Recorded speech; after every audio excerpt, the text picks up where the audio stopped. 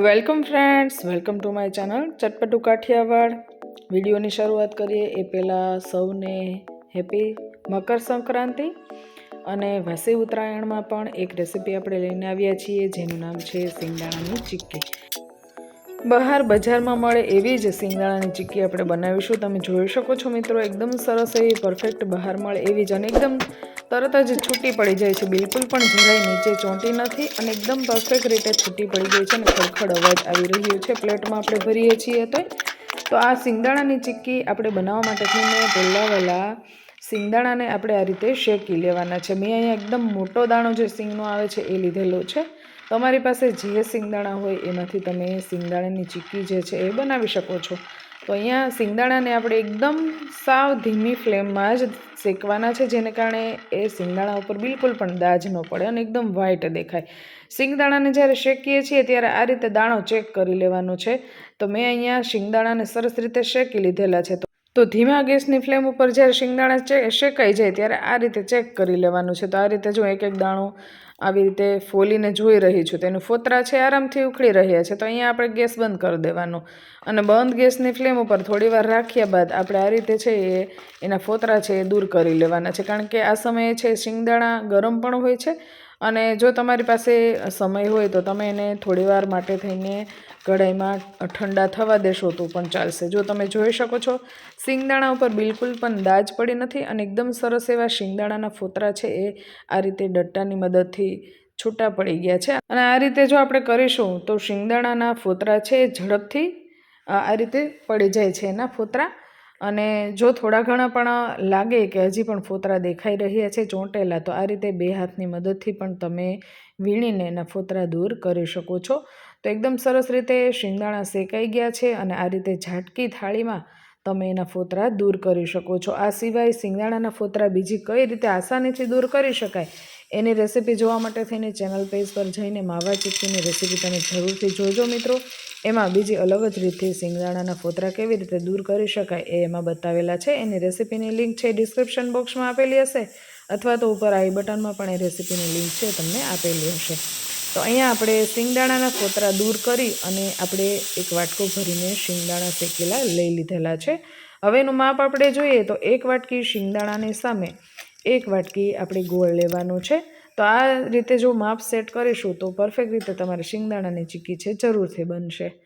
હવે જ્યારે પણ આપણે સિંગદાણાની ચીક્કી બનાવીએ અથવા તો કોઈ પણ તમે ચીક્કી જ્યારે બનાવવાના હોય ક્રિસ્પી ચીક્કી, ત્યારે પહેલી વહેલી પ્રોસેસ એ કરી નાખવાની કે જે સરફેસ ઉપર આપણે બનાવવાની હોય ચીક્કી એ સરફેસ અથવા તો જે વેલણ આપણે ઉપયોગ કરવાના હોય અને જે વસ્તુ સેટ કરવા માટે ઉપયોગ કરવાની હોય એને આ રીતે ગ્રીસ કરી દેવાના. એટલે તેલ અથવા તો ઘી લગાવીને તમારે એને રાખી દેવાના.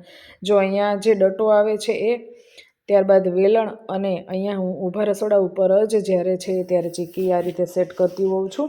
તો પહેલાં એને એકદમ સરસ એવું પોતું મારી અને પાછું કોરું પોતું કરી અને ત્યારબાદ એકદમ ડ્રાય થઈ જાય સરફેસ ત્યારે જ આપણે એમાં આ રીતે તેલ લગાવી અને સ્ક્વેર શેપમાં કરી દેવાનું છે.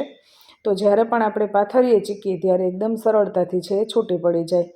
હવે ચીક્કી બનાવવા માટે થઈને ગેસની ફ્લેમ સ્ટાર્ટ કરી અને જે એક વાટકી ગોળ આપણે સાઈડમાં રાખ્યો હતો એ ગોળ આપણે છે એ પેનમાં લઈ લેશું અને ગેસની ફ્લેમ છે એ શરૂઆતમાં ફાસ્ટ રાખવાની છે. ફાસ્ટ ગેસની ફ્લેમ ઉપર આપણે ગોળને આ રીતે ઓગળવા માટે થઈને રાખી દેવાનું છે અને સાઈડમાં 1 ચમચી જેટલું ઘી અહીંયા મેં એડ કરેલું છે, જેને કારણે ક્રિસ્પી ચીક્કી તો થાય જ છે પણ ચીક્કી છે એ એકદમ સરસ એના ઉપર ચમક દેખાશે અને એ માટે થઈને ઘી એડ કરવાનું અને ટેસ્ટ પણ ઘીનો છે એ ચીક્કીમાં ખૂબ જ સરસ આવતો હોય છે. તો જો અહીંયા તમે જોઈ રહ્યા છે કે ગોળ એકદમ સરસ રીતે મેલ્ટ થઈ રહ્યો છે. ગોળ એકદમ સરસ રીતે મેલ્ટ થઈ જાય ત્યાં સુધી આપણે ગેસની ફ્લેમ છે એ ફાસ્ટ રાખવાની છે.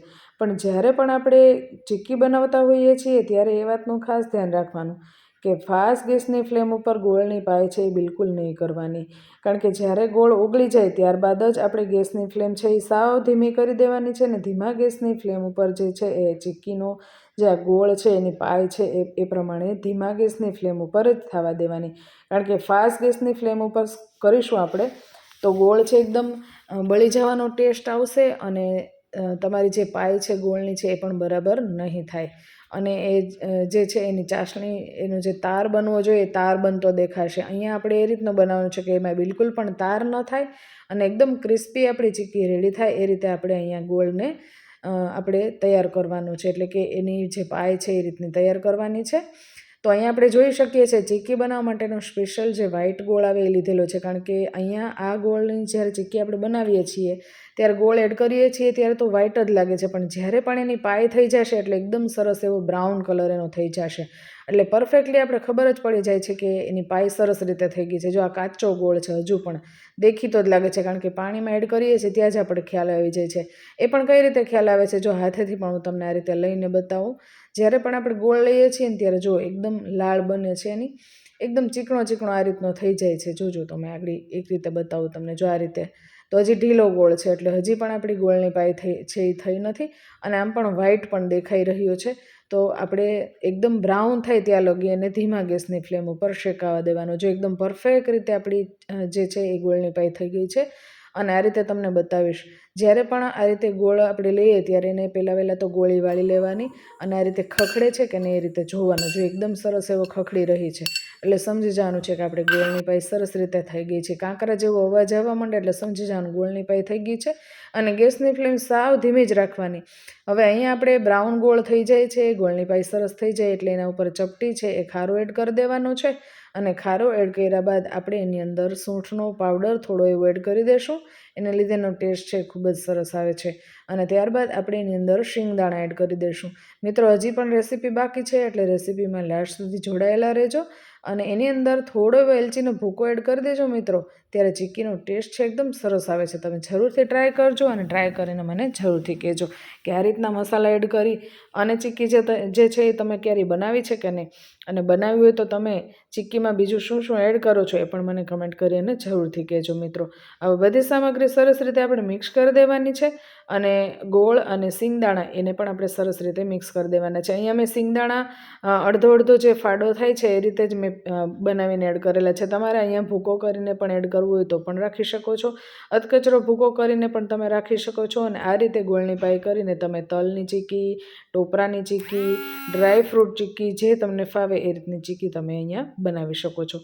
તો અહીંયા આપણે શિંગદાણાની ચીક્કી એકદમ પરફેક્ટ રીતે સેટ થઈ ગઈ છે, સરસ રીતે ગોળની પાય થઈ ગઈ છે, અને હવે આપણે એને સેટ કરવાની પ્રોસેસ કરીશું. મિત્રો હજી પણ લાસ્ટ સુધી જોડાયેલા રહેજો, કારણ કે એને સેટ કેવી રીતે કરવી ને એ પણ એક મુખ્ય બાબત છે. કારણ કે જ્યારે પણ કોઈ પણ સ્ત્રીઓને ગોળની પાય પણ સરસ રીતે થઈ જાય, પણ સેટ કરવામાં બહુ જ તકલીફ પડતી હોય છે. તો એના માટે શું શું આપણે ધ્યાન રાખી શકાય, તો કે જ્યારે આપણે ચીક્કી બનાવીએ છીએ ત્યારે પહેલાં જે સામગ્રીનો ઉપયોગ કરવાનો હોય ગોળને ચીક્કીને સેટ કરવા માટે થઈને એમાં તેલ લગાવી દેવાનું છે, જે આપણે આગળ જોયું.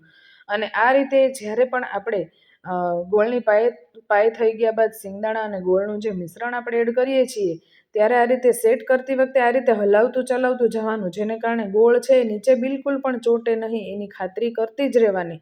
જેને કારણે ચીક્કી છે ઝડપથી સેટ તો થઈ જશે જ, પણ જ્યારે સેટ થઈ ગયા બાદ ઠંડી પડ્યા બાદ આપણે જ્યારે છૂટી કરીએ છીએ ત્યારે નીચે ચોંટે નહીં એ વાતનું ખાસ ધ્યાન રાખવાનું. જો આ રીતે હું સેટ પણ કરતી જાઉં છું, અને ખાખરા બનાવવાનો જે ડટ્ટો આવે છે એ ડટ્ટો અને વેલણની મદદથી એને આ રીતે શેપ પણ આપતો જવાનો છે, જેને કારણે બહાર મળે એવી જ આપણી પાસે જો બીબું ન હોય તો બહાર મળે એવી જ સ્ક્વેરમાં પણ આપણે ચીક્કી છે એ બનાવી શકીએ છીએ. તો આ રીતે આપણે મિશ્રણ જે છે એ ઠંડુ થઈ ગયું હોય છે એટલે આપણે હાથેથી અને આ રીતે વેલણનો ઉપયોગ કરી અને એને જે સિંગદાણા અને ગોળને સરસ રીતે સેટ કરી દેવાના, અને આ રીતે એને હલાવીને જોઈ લેવાનું કે નીચે બિલકુલ ચોંટી છે કે નહીં.